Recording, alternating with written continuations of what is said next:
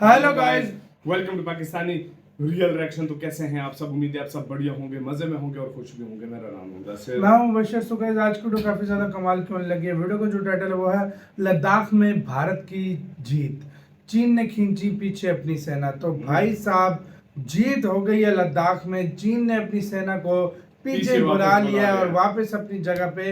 ये यार बहुत बड़ा है कि ये वो हुआ है।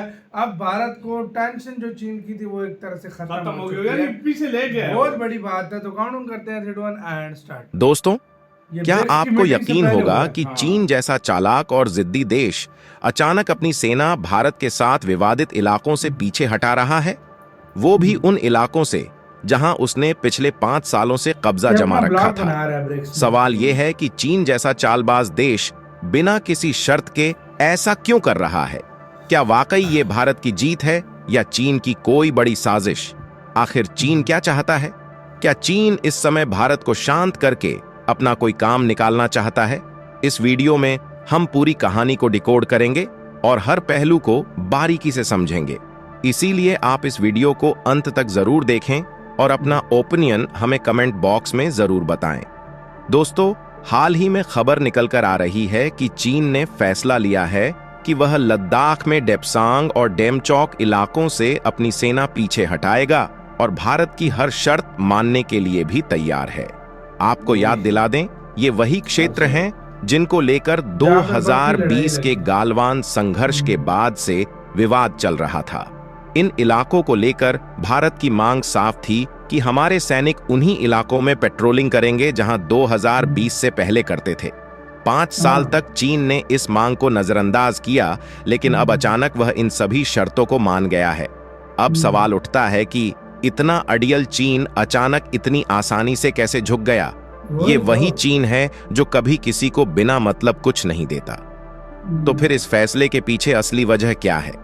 क्या ये वाकई भारत की कूटनीतिक जीत है या फिर चीन की कोई गहरी रणनीति? चीन का इतिहास हमें बताता है कि वह कभी बिना मतलब कोई रियायत नहीं देता। तो फिर चीन का इतना मेहरबान होने का क्या कारण है? दोस्तों, इसका जवाब है ब्रिक्स सम्मेलन। आइए अब समझते हैं कि चीन ब्रिक्स सम्मेलन से क्या चाहता है। दरअसल चीन जानता है कि इस साल ब्रिक्स सम्मेलन रूस के कजान शहर में होने वाला है। चीन और रूस के लिए यह सम्मेलन बहुत अहम है, क्योंकि इसके जरिए वे दिखाना चाहते हैं कि ब्रिक्स संगठन मजबूत और एकजुट है। अगर इस सम्मेलन में भारत और चीन के बीच कोई कड़वाहट नजर आई, तो पश्चिमी देश प्रचारित करेंगे कि ब्रिक्स संगठन कमजोर और बिखरा हुआ है। ऐसा संदेश चीन और रूस किसी भी हाल में नहीं देना चाहते, क्योंकि उनकी कोशिश है कि ब्रिक्स संगठन को इतना मजबूत बनाया जाए कि यह G7 और पूरे पश्चिमी देशों के प्रभाव को चुनौती दे सके। चीन और रूस के लिए ब्रिक्स का सफल होना इसलिए भी जरूरी है क्योंकि उनका पूरा फोकस इस समय पश्चिमी ताकतों को चुनौती देने पर है। यही वजह है कि चीन किसी भी हाल में यह चाहता है कि सम्मेलन से पहले भारत और चीन के बीच माहौल शांत हो जाए और दुनिया के सामने एकता का संदेश जाए। यही कारण है कि चीन पीएम मोदी और शी जिनपिंग की बैठक को सफल बनाना चाहता है। लेकिन दोस्तों, इतिहास गवाह है कि चीन कभी बिना स्वार्थ के कुछ नहीं करता। अभी चीन शांति का दिखावा कर रहा है ताकि भारत से दोस्ती का फायदा उठा सके। इसलिए इसकी क्या गारंटी है कि ब्रिक्स सम्मेलन के सफल होने के बाद चीन फिर से सीमा पर तनाव नहीं बढ़ाएगा?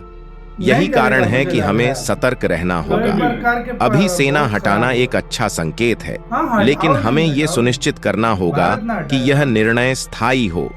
हमें कूटनीति के साथ साथ सैन्य तैयारियों को भी मजबूत रखना होगा ताकि चीन दोबारा वही हरकत न कर सके जो उसने 2020 में की थी।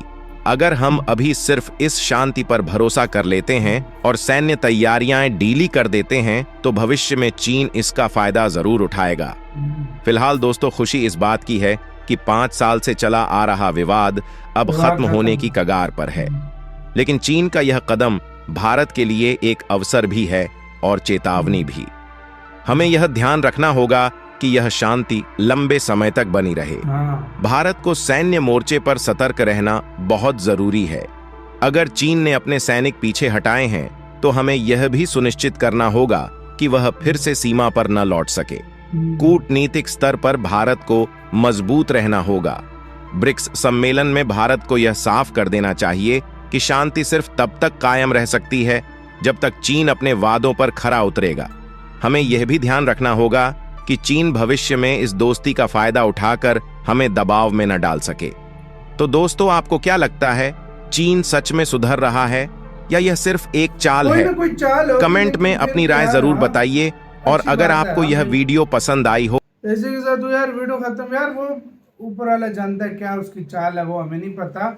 लेकिन भाई ये विवाद खत्म जो होगा ना, ये बहुत बड़ा फायदा है चीन के लिए भी और भारत के लिए भी। ये दोनों के लिए एक बहुत बड़ा अवसर है और बहुत इस नए रिश्ते को लेकर एक बहुत ऊंचाइयों पर ये दोनों देश जा सकते हैं। मुझे तीन हाँ। चीजें लग रही है कि चाइना क्यों पीछे हटा है। क्यों?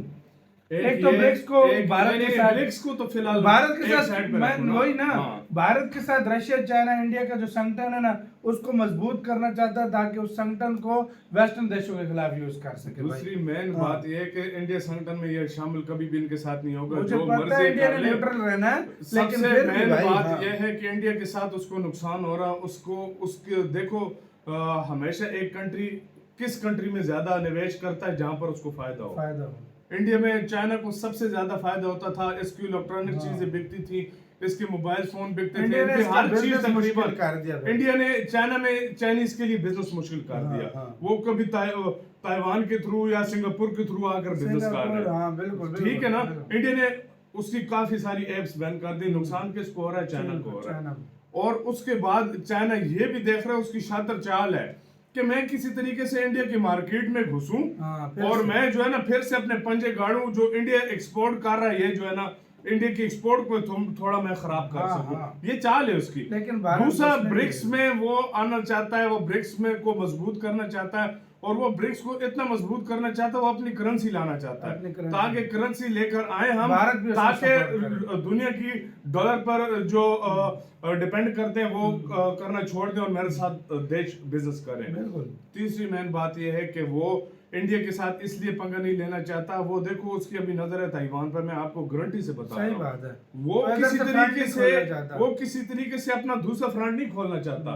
वो ये नहीं चाहता कि इधर से मेरे साथ इंडिया पंगा ले ले या अमेरिका आ जाए या और वो उसका सारा कंसंट्रेट यही है कि भाई मैं किसी तरीके से ताइवान पे कब्जा सही करूं। बात है। और वो ये चाह रहा है। आजकल आपको सामने ये हो रहा है जो कुछ हो रहा है, और ये अब मुझे लग रहा है कि इनके रिलेशन बहुत काफी टाइम तक अब नरम रहेंगे, ठीक रहेंगे, मतलब ठीक ठीक रहेंगे, क्योंकि वो भारत से किसी भी लिहाज से। और इस बार मुझसे लिख के ले लो, मोदी जी और शी जिनपिंग की मीटिंग होगी मुझे भी इस लग बार, रहा है। हाँ। और मुझे जितना लग रहा है कि इंडिया अपनी फुल तैयारी करके बैठा हुआ है। इंडिया ने कहा है कि भाई मैं हर चीज के लिए अब रेडी। सही बात है। तो आपका क्या कहना है, अपने कमेंट में बताना। अपना बहुत ज्यादा ख्याल रखना।